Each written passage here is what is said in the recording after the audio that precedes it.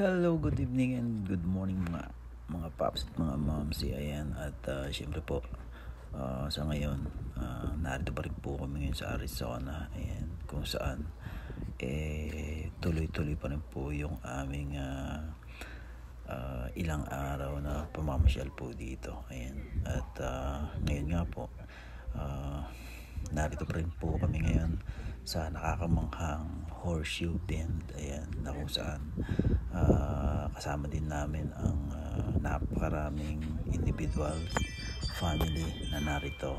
Ayan, kung nakikita nyo po itong Horseshoe Bend po, ito po ay approximately nasa 5 to 6 million years old na.